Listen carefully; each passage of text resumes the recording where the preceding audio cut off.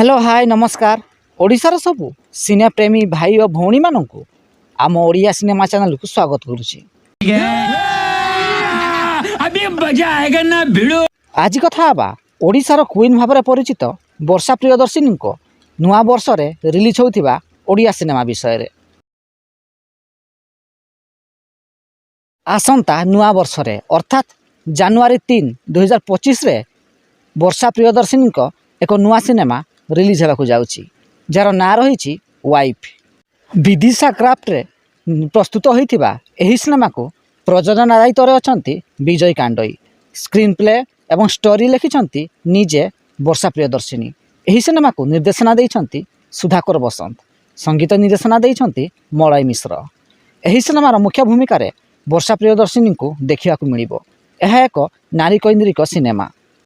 तेबे वर्षा प्रियदर्शिनी यही wife cinema नहीं आपण केते एक्साइटेड अछंती आपणक मत कमेंट बॉक्स रे निश्चित जणांतु एवं वीडियो टी पसंद आसतिले लाइक शेयर एवं चैनल टी को सब्सक्राइब करंतु।